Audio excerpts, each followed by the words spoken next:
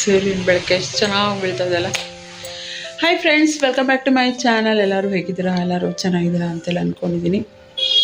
Time ಬಂದ್ಬಿಟ್ಟು 6 ಗಂಟೆ ಆಗ್ತಾಯಿದೆ. ಇವಾಗ ವ್ಲಾಗ್ನ ಸ್ಟಾರ್ಟ್ ಮಾಡಿದೆ. ಆ್ಯಕ್ಚುಲಿ ವ್ಲಾಗ್ನ ಸ್ಟಾರ್ಟ್ ಮಾಡೋ ಪ್ಲ್ಯಾನ್ ಏನೂ ಇರಲಿಲ್ಲ ನನಗೆ. ಏನಕ್ಕೆ ಸ್ಟಾರ್ಟ್ ಮಾಡಿದೆ ಅಂತ ಹೇಳಿದ್ರೆ, ನಾನು ಹಳೆ ಬ್ಲಾಗಲ್ಲೇ ಹೇಳಿದ್ದೆ ನಾನು ತುಂಬ ದಿನಗಳ ಕನಸು ನೆರವೇರಲಿದೆ ಅಂತ. ಸೊ ಅದು ಇವತ್ತು ರಿಸೀವ್ ಆಗುತ್ತೆ ಅಂಥೇಳಿ ಹೇಳಿದಾರಂತೆ. ಗೊತ್ತಿಲ್ಲ ಇವತ್ತು ರಿಸೀವ್ ಆಗುತ್ತಾ ಇಲ್ವೋ ಅಥವಾ ನಾಳೆ ಬರುತ್ತಾ ಏನು ಅಂತ ನನಗೆ ಗೊತ್ತಿಲ್ಲ. ಒಟ್ಟಿನಲ್ಲಿ ಇವತ್ತು ಬರುತ್ತೆ ಅಂತ ಹೇಳಿದಾರಂತೆ. ಸೊ ಹಾಗಾಗಿ ಬಂದರೆ ಅದೊಂದು ಮೆಮೊರಿಯಾಗಿರಲಿ ಅಂಥೇಳಿ ಈ ಒಂದು ವಿಡಿಯೋನ ಮಾಡ್ಕೊಳ್ತಾ ಇದ್ದೀನಿ. ಇವತ್ತು ಬಂದ್ಬಿಟ್ಟು ಡೇಟು 30ನೇ ತಾರೀಕು, ಜೂನ್ 36, 2026. 36 ಅಲ್ಲ, 36 ಮಂತ್ 6 ಜೂನ್ 30, 2026. ಸೊ ಒಂದು ಮೆಮೊರಿಯಾಗಿರುತ್ತೆ ಅಂತ ಈ ಒಂದು ಬ್ಲಾಗ್ನ ಸ್ಟಾರ್ಟ್ ಮಾಡಿದ್ದೀನಿ. ಸೊ ಯಾವುದ್ರ ಬಗ್ಗೆ ಅಂತ ಹೇಳಿದ್ರೆ, ತುಂಬ ದಿನಗಳಿಂದ ನನಗೆ ಮೊದಲಿಗೆ ವಿಡಿಯೋ ಇಷ್ಟ ಆದರೆ ಪ್ಲೀಸ್ ಲೈಕ್, ಕಮೆಂಟ್, ಶೇರ್ ಮಾಡೋದನ್ನು ಮರಿಬೇಡಿ. ಚಾನಲ್ಗೆ ಹೊಸಬರಾದರೆ ಪ್ಲೀಸ್ ನನ್ನ ಚಾನಲ್ನ ಸಬ್ಸ್ಕ್ರೈಬ್ ಮಾಡ್ಕೊಂಡು ನನಗೆ ಸಪೋರ್ಟ್ ಮಾಡಿ. ಏನು ವಿಷಯ ಅಂತ ಹೇಳಿದ್ರೆ, ನಾನು ತುಂಬ ದಿನಗಳಿಂದ ತುಂಬ ವರ್ಷಗಳಿಂದನೇ ಅಂದರೆ ಈ ಮನೆ ಕಟ್ಟದ ಮೇಲೆ ಸೋಫಾ ತೊಗೋಬೇಕು ಚೆನ್ನಾಗಿರೋದು ಅಂಥೇಳಿ ನನ್ನ ತಲೆಯಲ್ಲಿ ಇತ್ತು. ಅದಕ್ಕೆ ಅಂತಲೇ ಒಂದಷ್ಟು ಕಮಿಟ್ಮೆಂಟ್ನ ನಾನು ಮಾಡ್ಕೊಂಡಿದ್ದೆ. ಬಟ್ ಅದು ಬಂದ್ಬಿಟ್ಟು ಬೇರೆ ಏನಕ್ಕೂ ಖರ್ಚಾಗ್ಬಿಡ್ತು. ಸೊ ಹಾಗಾಗಿ ಅದೊಂದು ಮೈಂಡಲ್ಲಿತ್ತು, ಏನಪ್ಪ ಅಂದ್ಕೊಂಡಿದ್ನಲ್ಲ ಆಗಲಿಲ್ವಲ್ಲ ಅಂತ. ಸೊ ಫೈನಲಿ ಅದಕ್ಕೊಂದು ಡಿಸಿಷನ್ ತೊಗೊಂಡು ಒಂದಷ್ಟು ಕೂತ್ಕೊಂಡು ಮಾತುಕತೆ ನಾನು ಹಸ್ಬೆಂಡ್ ಇಬ್ಬರು ಕೂಡ ಮಾಡಿ ಆಮೇಲೆ ಒಂದು ಕಮಿಟ್ಮೆಂಟ್ ಮಾಡಿಕೊಂಡು ಇವಾಗ ನಮ್ಮ ಮನೆಗೆ ಸೋಫಾನ ತೊಗೊಂಡು ಬರ್ತಾಯಿದ್ದೀವಿ. ಕೈ ನೋವು ಬರ್ತಾ ಆಗಲೇ. ಸೋಫಾ ತೊಗೊಂಡು ಬರ್ತಾಯಿದ್ವಿ ನಮ್ಮ ಮನೆಗೆ. ಇವತ್ತು ರಿಸೀವ್ ಆಗುತ್ತೆ ಅಂತ ಹೇಳಿದ್ದಾರೆ, ಇವತ್ತು ಈವ್ನಿಂಗ್ ರಿಸೀವ್ ಆಗುತ್ತೆ ಅಂತ. ಸೊ ಹಾಗಾಗಿ ನಾನು ಅದೇನಿದೆ ವಿಡಿಯೋ ಮಾಡೋದಕ್ಕೆ ಅಂತ ಅದೆಲ್ಲ ಇಟ್ಕೊಂಡಿದ್ನಲ್ಲ ಅದನ್ನೆಲ್ಲ ತೆಗೆದುಬಿಡೋಣ. ಏಕೆಂದರೆ ಅವ್ರು ಬಂದು ಹಾಕುವಾಗ ಅವ್ರಿಗೂ ಡಿಸ್ಟರ್ಬ್ ಆಗಬಾರ್ದು. ಮತ್ತು ನಮ್ಮ ಹಳೆ ಸೋಫಾ ಏನಿದೆಲ್ಲ ಅದನ್ನು ಏನು ಮಾಡೋದು ಅಂತ ಕೂಡ ಯೋಚನೆ ಮಾಡ್ತಾಯಿದ್ವಿ.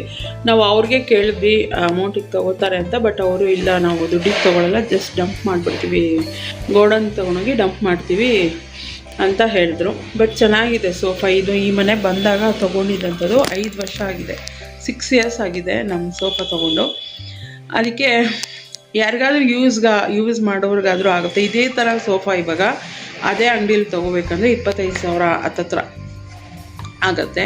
ಸೊ ಅವತ್ತಂದರೆ ನಾವು ಹೋಗಿದ್ದ ದಿನ ಏನಿದೆ ಅದು ಡಿಸ್ಕೌಂಟ್ ನಡೀತಾ ಇತ್ತು ನಮ್ಮ ಅದೃಷ್ಟಕ್ಕೆ. ಅದೆಲ್ಲ ಡೀಟೇಲ್ ಮುಂದೆ ಹೇಳ್ತೀನಿ, ಏನೂ ಎತ್ತಾ ಇಲ್ಲ ಅಂತ. ಸೊ ಬಂದಮೇಲೆ ಅದಕ್ಕೆ ಇನ್ನು ಇದೇನೇ ಹತ್ತತ್ರ 20-25,000 ಬರುತ್ತೆ. ಸೊ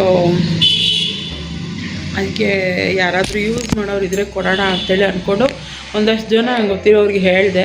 ಬಟ್ ಯಾರು ನಮಗೆ ಬೇಡ ಅಂತಾಯಿದ್ರು. ಇಲ್ಲಿ ನಮ್ಮ ಟೆನೆಂಟ್ ಒಬ್ಬರೇ ಇದ್ದಾರೆ, ಅವರು ಕೂಡ ಇವತ್ತು ನೋಡ್ತೀನಿ ಅಂತ ಹೇಳಿದ್ದಾರೆ. ಸೊ ನೋಡೋಣ, ಅವರೇನಾದ್ರು ನೋಡಿ ತೊಗೋತೀವಿ ಅಂತ ಹೇಳಿದ್ರೆ ಅವರೇ ತೊಗೊಳ್ಳಿ.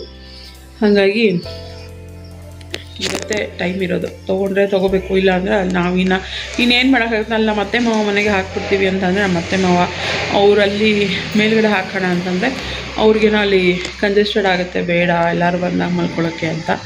ಅದು ಸರಿಯೇ, ಕಂಜೆಸ್ಟೆಡ್ ಆಗುತ್ತೆ.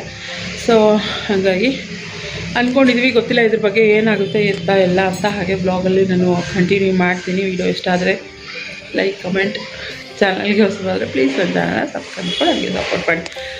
ಇವಾಗ ಸದ್ಯಕ್ಕೆ ಹೋಗಿ ಪೂಜೆ ಮಾಡಿಬಿಡ್ತೀನಿ. ಬೇಗ ಪೂಜೆ ಮಾಡಿಬಿಟ್ಟು ಆಮೇಲೆ ಬ್ಲಾಗ್ನ ಕಂಟಿನ್ಯೂ ಮಾಡ್ತೀನಿ. ನೋಡೋಣ ಇವತ್ತು ಬರುತ್ತಾ ಇಲ್ಲ ನಾಳೆ ಬರುತ್ತಾ ಗೊತ್ತಿಲ್ಲ, ಆಯಿತಾ.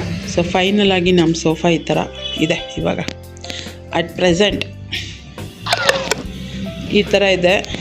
ಆ್ಯಕ್ಚುಲಿ ದಿವಾನೂ ಕೊಟ್ಬಿಡೋಣ ಅಂತೇಳಿ ಅಂದ್ಕೊಂಡೆ. ಬಟ್ ಆಮೇಲೆ ಹೇಳಿದ್ರು ಈ ದಿವಾನ ಮಾಡ್ಸೋಕ್ಕೆ ಇವಾಗ 8,000 ರೂಪಾಯಿ ಆಗುತ್ತಂತೆ. ಸೊ ಯಾಕಪ್ಪ ಸುಮ್ಮನೆ ಕೊಟ್ಬಿಟ್ಟು ವೇಸ್ಟ್ ಮಾಡಬೇಕು, ಅಟ್ಲೀಸ್ಟ್ ಇರಲಿ ಅಂದ್ಬಿಟ್ಟು ಇಟ್ಕೊಂಡು ಪ್ಲ್ಯಾನ್ ಮಾಡ್ಕೊಂಡಿದ್ದೀನಿ ಇದೊಂದು ಇರಲಿ ಅಂಥೇಳಿ. ಅಥವಾ ಯಾರಾದರೂ ಒಳ್ಳೆ ಪ್ರೈಸಿಗೆ ಕೊಟ್ಟರೆ ಕೇಳಿದ್ರೆ ಇದನ್ನು ಕೊಟ್ಬಿಡೋಣ ಅಂತ ಅಂದ್ಕೊಂಡಿದ್ದೀವಿ. ಇನ್ನು ಸೋಫಾ ಬಂದುಬಿಟ್ಟು ಈ ಥರ ಇದೆ. ಈ ಥರ ಅದು ನಾವು ಈ ಮನೆ ಕಟ್ಟಿದಾಗ ಈ ಮನೆಗೆ ಬಂದಾಗ ನಮಗೆ ಬೇಕಿತ್ತು, ಅರ್ಜೆಂಟಾಗಿ ಸೋಫಾ ಬೇಕಿತ್ತು. ಯಾಕೆಂದರೆ ಅವಾಗ ಕಟ್ಟಿದ್ದು ಹೊಸ ಮನೆ, ಗ್ರಾನೈಟ್ನೆಲ್ಲ ಫುಲ್ಲು. ಆ ವರ್ಷ ಅಂತೂ 2021 ನಿಮಗೆಲ್ಲ ನೆನಪಿದ್ರೆ ಆ ವರ್ಷ ಫುಲ್ಲು ಒಂಥರ ಮೋಡ ಮಳೆ ಇದೇ ಇತ್ತು. ಒಂದು ವರ್ಷ ಫುಲ್ಲು ಬರೀ ಮೋಡ ಮಳೆ ಆ ಥರನೇ ಇತ್ತು. ಸೊ ಹಾಗಾಗಿ ನಮಗೆ ಆ ಟೈಮಲ್ಲಿ ಹೊಸ ಮನೆ ಆಗಿದ್ದರಿಂದ ಸಖತ್ತು ಶೀತ, ನೆಲದ ಮೇಲೆ ಕೂತ್ಕೊಳ್ಳೋಕ್ಕಾಗ್ತಾ ಇರಲಿಲ್ಲ. ಏನು ಮಾಡೋದು ಆ ಥರ. ಮತ್ತು ತುಂಬಾ ಕಮಿಟ್ಮೆಂಟ್ ಕೂಡ ಇತ್ತು ನಮಗೆ ಆ ಟೈಮಲ್ಲಿ. ಇದೆಲ್ಲ ಅಂದರೆ ಟಿ ವಿ ತೊಗೋಬೇಕಾಗಿತ್ತು, ಮತ್ತು ಅಡುಗೆ ಮನೆ ಐಟಮ್ಗಳು ತೊಗೋಬೇಕಾಗಿತ್ತು, ಮಂಚ ತೊಗೋಬೇಕಾಗಿತ್ತು. ಈ ಥರ ತುಂಬಾ ಕಮಿಟ್ಮೆಂಟ್ ಇತ್ತು. ಒಂದೇ ಸಲ ನಾವು ಬಂದ ತಕ್ಷಣ ಎಲ್ಲನೂ ನಾವು ಮಾಡ್ಕೊಳಕ್ಕಾಗಲ್ಲ. ಸೊ ಹಾಗಾಗಿ ಒಂದೊಂದಾಗಿ ಬರೋಣ ಅಂಥೇಳಿ ಮೇಯ್ನಾಗಿ ನಮಗೆ ಬೇಕಾಗಿದ್ದು ಟಿ ವಿ ಮತ್ತು ಸೋಫಾ 2 ಬೇಕಿತ್ತು. ಸೊ ಹಾಗಾಗಿ ನಾವು ಟಿ ವಿನೂ ಕೂಡ ಸಿಂಪಲ್ಲಾಗಿರೋದೇ ತೊಗೊಂಡ್ವಿ, ಸೋಫಾ ಕೂಡ ಸಿಂಪಲ್ಲಾಗಿರೋದೇ ತೊಗೊಂಡ್ವಿ. ನಮ್ಮ ಬಜೆಟಿಗೆ, ನಮ್ಮ ಅವಶ್ಯಕತೆಗೆ ಮತ್ತು ನಮ್ಮ ಏನೊಂದು ಇದೆ, ನಮ್ಮ ಕೆಪಾಸಿಟಿ ಏನಿದೆ ಅಷ್ಟರ ಮಟ್ಟಿಗೆ ತೊಗೊಂಡಿದ್ವಿ. ಸೊ ಇವಾಗ ಚೇಂಜ್ ಮಾಡೋಣ ಸೋಫಾ ಅಂತ 5 ವರ್ಷ ಅವ್ರು ಹೇಳಿದರು, 5 ಇಯರ್ಸ್ ಅಂತ ಹೇಳಿಬಿಟ್ಟು. ಸೊ 5 ಇಯರ್ಸ್ ಆಯಿತು. ಮತ್ತು ಅದು ಅಲ್ಲಲ್ಲೇ ನೋಡ್ಬೋದು, ಈ ಥರ ನೋಡಿ, ಈ ಥರ ಚಕ್ಕೆ ಥರ ಎದ್ಬಿಟ್ಟಿದೆ, ಸೈಡಲ್ಲಿ ವುಡ್ಡೆಲ್ಲ ಎದ್ಬಿಟ್ಟಿದೆ, ಒಂಥರ ಕಾಣಿಸ್ತಾ ಇತ್ತು. ಸೊ ಅದಕ್ಕೆ ಅಂತಲೇ ಒಂದಷ್ಟು ಕಮಿಟ್ಮೆಂಟ್ ಮಾಡ್ಕೊಂಡು ನಾನು ಸೋಫಾ ತೊಗೊಳ್ಳೋಣ ಅಂತ ಪ್ಲ್ಯಾನ್ ಮಾಡಿದೆ.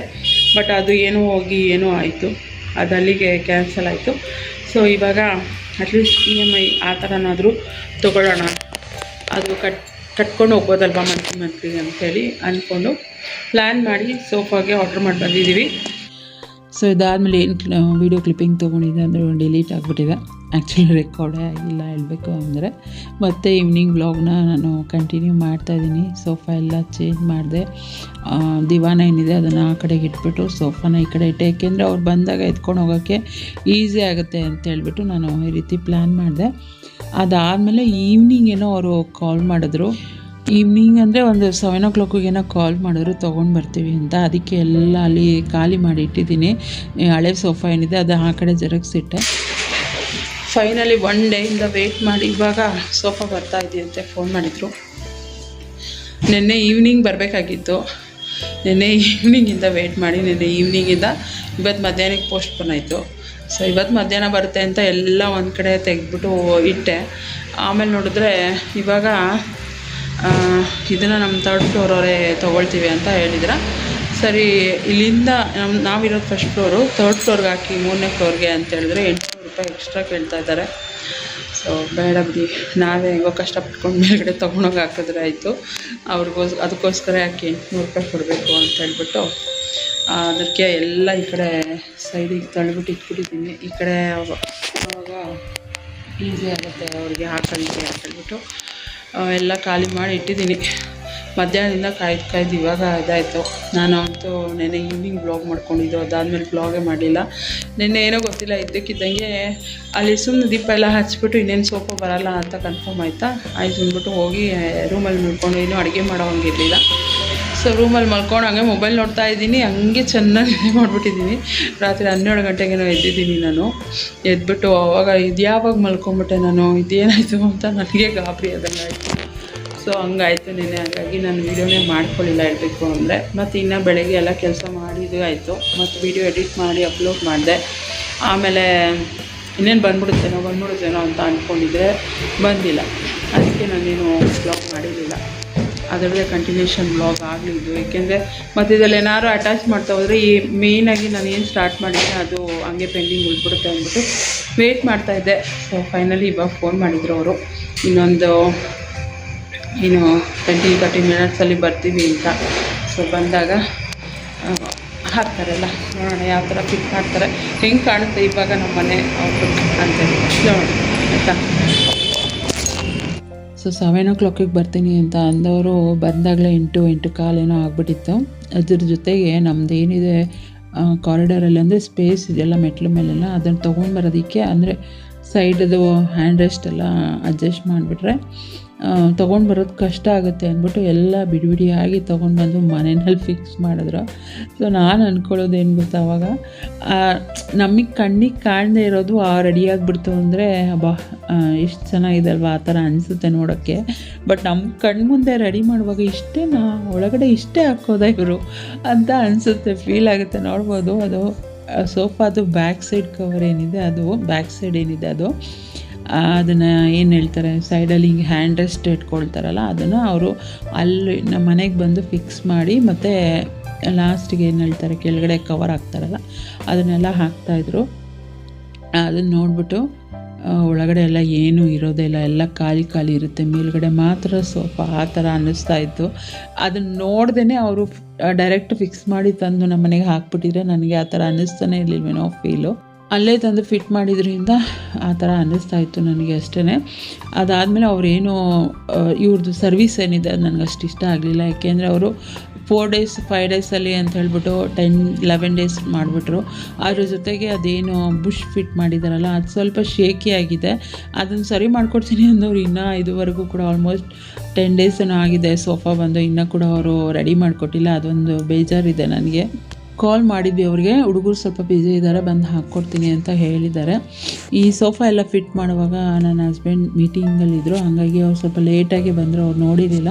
ಅವ್ರದ್ದು ಫಸ್ಟ್ ರಿಯಾಕ್ಷನ್ ಹೆಂಗಿರುತ್ತೆ ಅಂತೇಳಿ ರೆಕಾರ್ಡ್ ಮಾಡ್ಕೊಂಡಿದ್ದೀನಿ.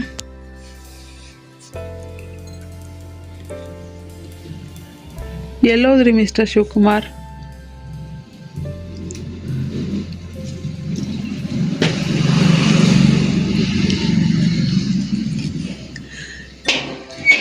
ಕದ್ದು ಮುಚ್ಚಿ ನಡ್ತಾರೆ. ಕಣ್ಮುಚ್ಕೊಳ್ಳಿ. ಇಲ್ಲಿಂದ ಬನ್ನಿ, ಹಿಂಗೆ ನೋಡಿ, ಹಿಂಗೆ ಮುಂದೆ ಇದ್ದ.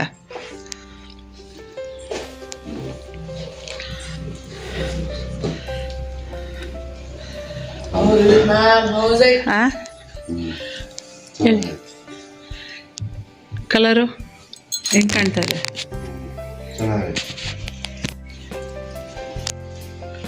ಹೆಂಗಿದಾವಪ್ಪ? ಹಾಂ,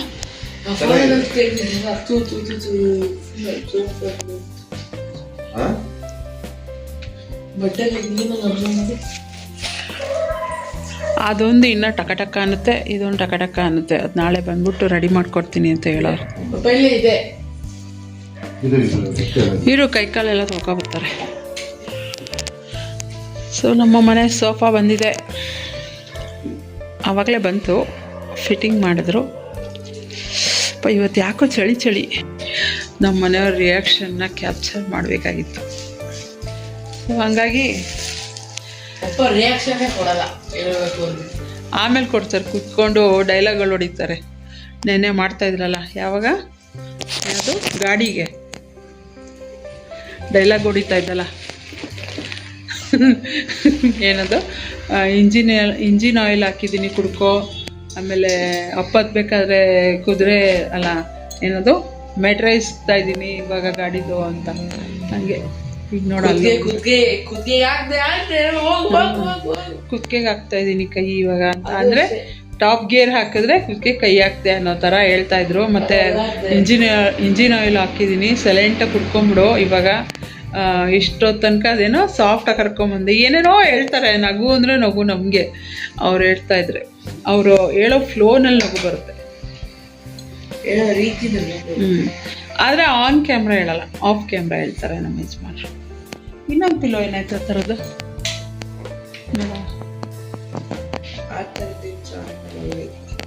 ದೊಡ್ಡ ತರಬೇಕು ಇದರಲ್ಲಿ, ವಿಶಾಲ್ ಮಾರ್ಟಲ್ಲಿ ಇದೇ ಥರ ಕಲರ್ದೇ ಸಿಗುತ್ತಲ್ಲ ಪಿಲೋಗಳು. ಅವರು ಫ್ರೆಶ್ ಅಪ್ ಆಗಿ ಬಂದ್ಬಿಟ್ಟು ಸೋಫಾ ಮೇಲೆಲ್ಲ ಕೂತ್ಕೊಂಡು ಅದ್ರ ಬಗ್ಗೆ ಎಲ್ಲ ಡಿಸ್ಕಷನ್ ಮಾಡಿ, ಅವ್ರು ಊಟ ಮಾಡಿ, ಮೀಟಿಂಗ್ ಬೇರೆ ಇದ್ದಿದ್ದರಿಂದ ಅವ್ರು ಸ್ವಲ್ಪ ಲೇಟಾಗಿ ಬಂದಿದ್ದರು. 10:30 11 ಗಂಟೆ ಏನೋ ಆಗ್ಬಿಟ್ಟಿತ್ತು. 1ನೇ ತಾರೀಕು ಮೀಟಿಂಗ್ ಏನಿರುತ್ತೆ ಅದು ಸ್ವಲ್ಪ ಲೇಟಾಗಿ ಆಗುತ್ತೆ ಅವ್ರು ಬರೋದು. ಇನ್ನು ಅದನ್ನೆಲ್ಲ ನೋಡಿ ಊಟ ಮಾಡಿ ನಾವು ಮಲಗೋಷ್ಟರಲ್ಲಿ 12:30 ಆಗ್ಬಿಟ್ಟಿತ್ತು ಅವತ್ತು. ಸೊ ಹಂಗಾಗಿ ಮತ್ತೆ ನಾನು ಬ್ಲಾಗ್ನ ಕಂಟಿನ್ಯೂ ಮಾಡಲಿಲ್ಲ. ನೆಕ್ಸ್ಟ್ ಡೇ ಮಾರ್ನಿಂಗ್ ಬ್ಲಾಗ್ನ ಕಂಟಿನ್ಯೂ ಮಾಡ್ತಾಯಿದ್ದೀನಿ. ಹೂ ತೊಗೊಂಡಿದ್ದೆ, ಸೊ ಹೂ ಕಟ್ಬಿಡೋಣ ಅಂತೇಳ್ಬಿಟ್ಟು ಎಲ್ಲ ಕೆಲಸ ಮುಗಿಸಿ ಅದಾದಮೇಲೆ ಹೂ ಕಟ್ಟಿ ದೇವರಿಗೆ ಪೂಜೆ ಮಾಡೋಣ ಅಂಥೇಳಿ. ಸೊ ಹೂ ಕಟ್ಟೋದೇ ಸ್ವಲ್ಪ ಲೇಟ್ ಆಗುತ್ತೆ.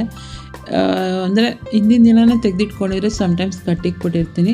ಕೆಲವು ಸಲ ಆವತ್ತಿನ ದಿನವೇ ಸಿಗುತ್ತಾ ಹೂವು, ಆವತ್ತಿನ ದಿನವೇ ಕಟ್ಬಿಟ್ಟು ಪೂಜೆ ಮಾಡೋವಂಥದ್ದು. ಸೊ ಇದೆಲ್ಲ ಕಟ್ಟೋ ಅಷ್ಟರಲ್ಲೇ ಆಲ್ಮೋಸ್ಟ್ 1:30-2 ಗಂಟೆ ಆಗಿಬಿಟ್ಟಿತ್ತು. ಇನ್ನೇನು ಇಷ್ಟೊತ್ತಲ್ಲಿ ಪೂಜೆ ಮಾಡೋದು ಮತ್ತು ಈವ್ನಿಂಗೆ ಮಾಡೋಣ ಅಂದ್ಕೊಂಡು ಸುಮ್ಮನೆ ಆದೆ.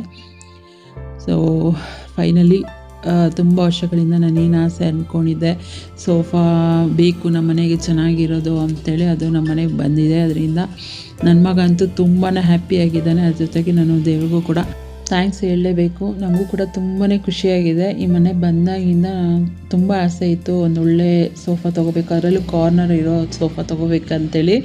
ಫೈನಲಿ ಆ ಒಂದು ಆಸೆ ಏನಿದೆ ಅದು ಈಡೇರಿದೆ ಅಂತಲೇ ಹೇಳ್ಬೋದು. ನಮ್ಮದು ಟಿ ವಿ ಸ್ಟ್ಯಾಂಡ್ ಏನಿದೆ ಅದು ವುಡ್ಡಲ್ಲೇ ಮಾಡಿರೋ ಅಂಥದ್ದು. ಹಾಗಾಗಿ ಈ ಒಂದು ಏನು ಕಲರ್ ಇದೆ ಸೋಫಾ ಕಲರ್, ಆ ಥೀಮ್ ಅದಕ್ಕೆ ಸೆಟ್ ಆಗುತ್ತೆ ಅಂಥೇಳಿ ನಾನು ಈ ಒಂದು ಕಲರ್ನ ಚೂಸ್ ಮಾಡಿರೋದು. ಹೇಗೆ ಕಾಣ್ತಾ ಇದೆ ಅಂಥೇಳಿ ನನಗೆ ಕಮೆಂಟ್ ಮಾಡಿ ತಿಳಿಸಿ. ಫೈನಲಿ ನಮ್ಮ ಮನೆಯ ಸೋಫಾ ಸೆಟ್ಟಾಗಿದೆ. ಇನ್ನು ಇದಕ್ಕೆ ಕವರ್ ಬೇರೆ ತರಿಸ್ಬೇಕು. ಇದು ಒಂದು ಗ್ಲಾಸ್ ಹಾಕ್ಕೊಟ್ಟಿರಲಿಲ್ಲ ಅವರು, ಸೊ ಇವತ್ತು ಗ್ಲಾಸ್ನ ಹಾಕ್ಕೊಟ್ರು. ಹಾಗಾಗಿ ಪೂರ್ತಿ ಕಂಪ್ಲೀಟ್ ಆದಮೇಲೆ ವೀಡಿಯೋನ ಶೇರ್ ಮಾಡ್ತಾರೆ. ಇನ್ನೂ ಒಂಚೂರು ಸ್ವಲ್ಪ ಮುಂದಕ್ಕೆ ತೊಗೋಬೇಕು ಇದನ್ನು, ಆಮೇಲೆ ತೊಗೊಳ್ಳೋಣ. ಹೇಗಿದೆ ಕಲರ್, ಹೇಗಿದೆ ಪ್ಯಾಟ್ರನ್, ಹೇಗಿದೆ ಅಂತ ನನಗೆ ಕಮೆಂಟ್ ಮಾಡಿ ಆಯಿತಾ. ಆಲ್ ಥ್ಯಾಂಕ್ಸ್ ಟು ಮೊದಲಿಗೆ god, thank you so much. ಹಾಗೆ ಇನ್ನೊಂದು god, thank you so much. Manifestation ಆಗಿದೆ, ಟ್ರೂ ಆಗಿದೆ, ನಿಜ ಆಗಿದೆ. ಸೋಫಾ ಏನೋ ಬಂತು. ಈಗ ಅದನ್ನು ಸೇಫ್ ಮಾಡೋದಕ್ಕೆ ಸೋಫಾ ಕವರ್ಸ್ ಎಲ್ಲ ತೊಗೊಳ್ಬೇಕಾಗಿತ್ತು. ಜೊತೆಗೆ ನನ್ನ ಮಗನ ಬರ್ಡೇಗೆ ನಾನೇನೋ ಒಂದು ಗಿಫ್ಟ್ ಕೂಡ ಕೊಡ್ತೀನಿ ಅಂತ ಹೇಳಿದೆ. ಅದನ್ನೆಲ್ಲ ಪರ್ಚೇಸ್ ಮಾಡ್ಕೊಂಡು ಬರೋಣ ಅಂಥೇಳಿ ವಿಶಾಲ್ ಮಾರ್ಟ್ಗೆ ಹೋಗಿದ್ವಿ ನಾವು. ಏನೇನೆಲ್ಲ ಪರ್ಚೇಸ್ ಮಾಡಿದ್ವಿ, ಯಾವ ಥರ ಪರ್ಚೇಸ್ ಮಾಡಿದ್ವಿ ಅಂಥೇಳಿ ನಾನು ಅದನ್ನು ನೆಕ್ಸ್ಟ್ ಬ್ಲಾಗಲ್ಲಿ ಶೇರ್ ಮಾಡ್ತೀನಿ. ಈ ಒಂದು ಬ್ಲಾಗನ್ನು ನಾನು ಇಲ್ಲಿಗೆ ಎಂಡ್ ಮಾಡ್ತೀನಿ. ಸೊ ಈ ವಿಡಿಯೋ ಇಷ್ಟ ಆಗಿದೆ ಅಂತ ಅಂದ್ಕೊಂಡಿದ್ದೀನಿ. ಇಷ್ಟ ಆಗಿದರೆ ಲೈಕ್ ಕಮೆಂಟ್ ಮಾಡೋದನ್ನು ಮರಿಬೇಡಿ. ಚಾನಲ್ಗೆ ಹೊಸಬರಾದರೆ ಇನ್ನೂ ಕೂಡ ನನ್ನ ಚಾನಲ್ನ ಸಬ್ಸ್ಕ್ರೈಬ್ ಮಾಡ್ಕೊಳ್ಳದೆ ನೋಡ್ತಾ ಇದ್ದರೆ ಪ್ಲೀಸ್ ನನ್ನ ಚಾನಲ್ನ ಸಬ್ಸ್ಕ್ರೈಬ್ ಮಾಡ್ಕೊಂಡು ನನಗೆ ಸಪೋರ್ಟ್ ಮಾಡಿ. ಸಿಗ್ತೀನಿ ನೆಕ್ಸ್ಟ್ ವಿಡಿಯೋದಲ್ಲಿ. ಅಲ್ಲಿವರೆಗೂ ಥ್ಯಾಂಕ್ಸ್ ಫಾರ್ ವಾಚಿಂಗ್.